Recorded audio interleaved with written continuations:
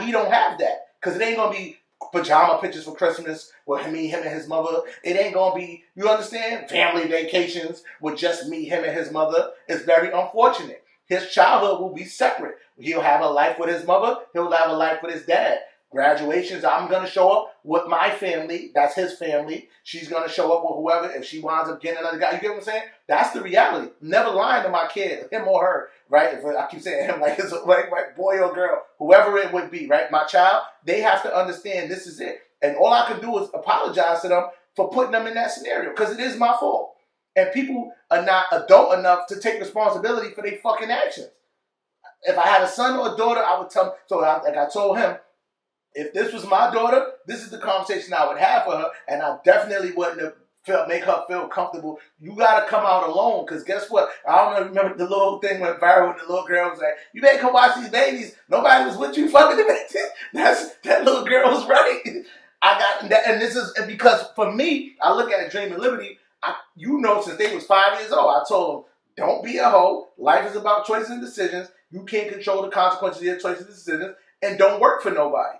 To be your own, work for yourself. So if I'm telling a child that from 5, and I think his daughter's like a little older than Dream, and she's in her 20s, so you had 15 plus years of this narrative, and you still made that decision, I can't be gentle about it.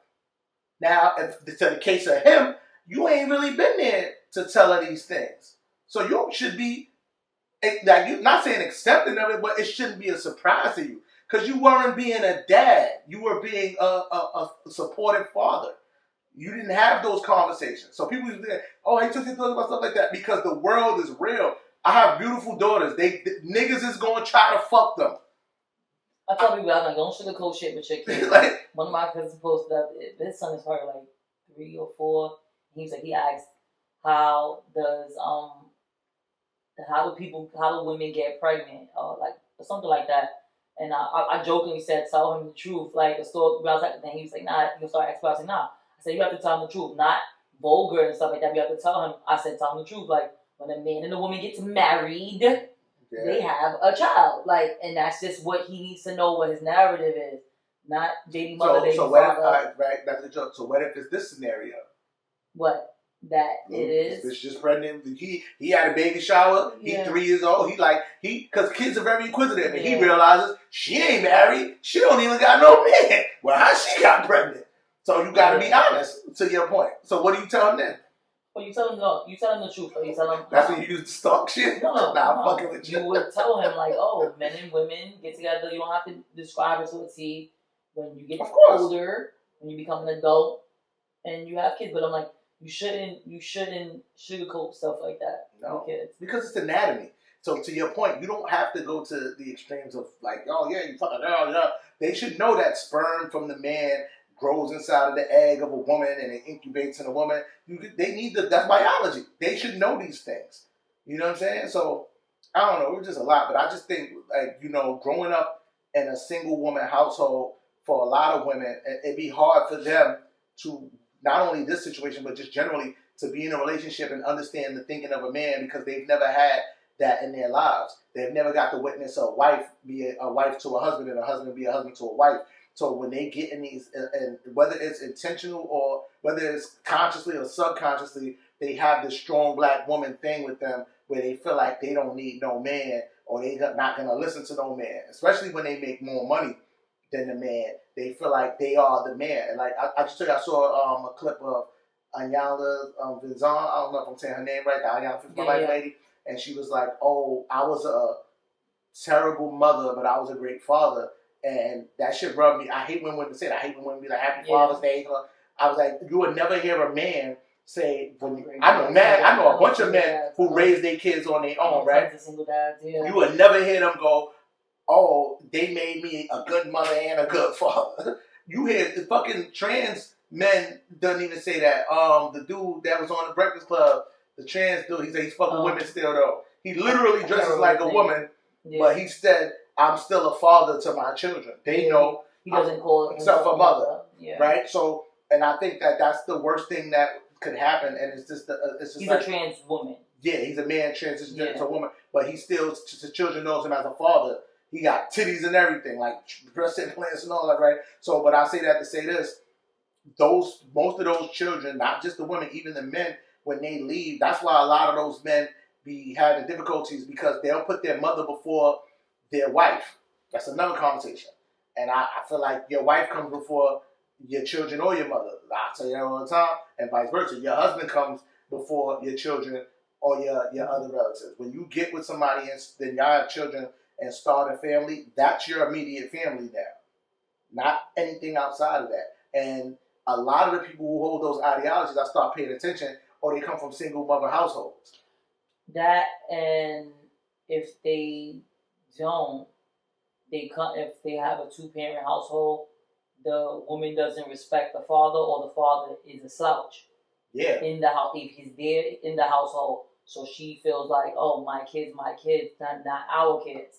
I used to see that a lot when it was a step parent, and you want the step parent to be a parental figure for your child, financially, but then the kids didn't respect the step parent, and she didn't allow the woman didn't allow the father figure to be a father figure to her kids, because then it's my kids.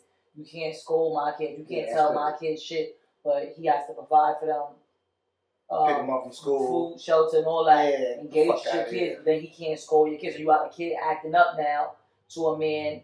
Then the nigga like, man, fuck you and these kids. He run off now, and you're upset, and you're it's not funny, but it's funny. Out, and you like, damn, bitch, their own father didn't want them. Yeah. And then somebody who was willing to step up where another man left off, you didn't that in that case, you didn't demand that your kids respect this man. She didn't respect them. This is why subconsciously I say that women don't, and people get upset. Oh, don't say that. I say stepdad means step up and get stepped on, because if there's really any woman who's fortunate enough to have a man come in and raise your child as his own, y'all don't understand. That's a special type of brother, like, because it takes a lot to raise, especially boys, and I'm gonna tell you why. Boys naturally look for the validation of their dads. All boys do that. That's why I personally wanted daughters, because I was young. I was on the road a lot. I knew with daughters, as long as I came bearing gifts, they would forgive me for my absence. You know, and if you saw it, right? And I know you would be like... And what is weird is you wasn't absent. No. Shit, you was with them more than me. No, I'm just saying, but when I say absence, meaning that little boys, if you pay attention, they want to be with their fathers all day. Mm-hmm. I wasn't with them all day in the very beginning when they were little. You know what I'm saying? Like when they were small, remember, you always stood home until pre-K with them, right? So then they go to school all day. You understand? So even in that, right, I'm picking them up sometimes, taking them home. I'm not really spending in the early stages, right? And when they got more like, I say when the dream turned about 8 is when I became knowledgeable enough to know every day after school I need to spend at least an hour with my kids, whether I have a meal with them, I talk with them, and I did that all the way into college for both of them. I picked them up, I spent an hour with them, where they got their one-on-one time. They got a lot of time together, but I started trying to do, all right, one-on-one time. You know what I'm saying? But back to what I'm saying with boys are always, look, Dad, look what I can do. Look, Dad, look what I can do. And most boys admire their fathers. Look, Dad, you see me do that? Am I doing it right? It's just nature. You want to see what you come from as a man.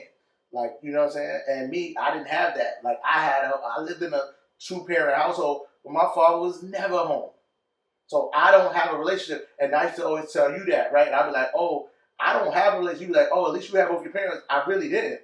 Yeah, both my parents lived with me. This motherfucker came in 11, 12 at night and be out 9, 10 o'clock in the morning. And then the 2 to 3 hours that we shared at the house, we were in the house together, we didn't interact. So did I have a father at home? No. So what happens is now my father figures are outside the house. My uncles, right? My brother, my friends, the older dudes in the streets. Like, so it was a lot of things.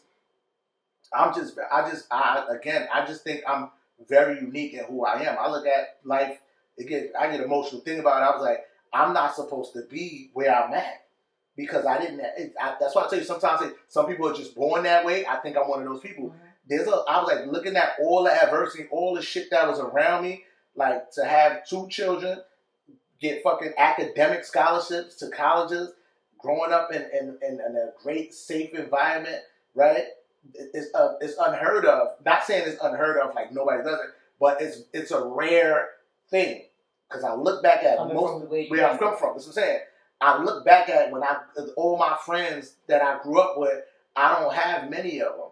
I'm very fortunate to have the ones that I do have that escaped as well. But for the most part, they all still, if they not in the exact same place, whether they got transferred to other projects or they live in other communities that ain't no different from the shithole we grew up in. And then to even recently to watch one of my friends' 16-year-old sons get killed, that shit is sad. You understand? That's what was expected for me, right? Based on statistics, that's what I was supposed to be. The nigga still in the hood, kid raised in the hood, going through the same dumb shit I went through. And I don't know what happened where one day I just was like, because we didn't even take our kids outside when we lived in the hood, in our hood. No. We went all the way down to Central Park. We found shit to do. Yeah. I tell you, I credit my mother for that. She kept us, we were very eclectic. She just kept us in every activity possible. Yeah, we didn't do local things. We were lab ass niggas. No, and I credit you a lot for that. But I was like that prior to meeting you. But when it came to the kids, I always tell everybody, I was like, oh yeah, and I know it sounds crazy because I was so young when we had kids. I knew you was the woman I was supposed to have children with because, like, you know, I was Leon Phelps, you know, the ladies' man. A little bit of that, but no, but I knew. Now, in all seriousness, what I knew, even if we didn't work out, my children wouldn't be raised based on your morals, right, and your level of intellect. I knew, even if you decided I'm not fucking with this nigga no more, 2 things: you would still let me be a father to my children, and you would raise my children. Well, at the time, my child, because I didn't even think about having more than 1 kid right at the time. So, right, because it was expensive. Like, I just always knew logically. So, if one, you would, even if we didn't work out, you would let me be a father to my child, and even, God forbid, son had me, because you know I was young, ripping and running, you would raise my child the right way. That I know. And that has nothing to do with me and everything to do with you. You know, so I tip my hat to you for being exactly what I assumed you were, because I didn't know that, but based on just being around you, I knew, all right, there's 2 things I never have to worry about. And, you know, I always told you that. You know, I said, one thing I want you to do is, because you was a hustler when I met you, you know how to get some money.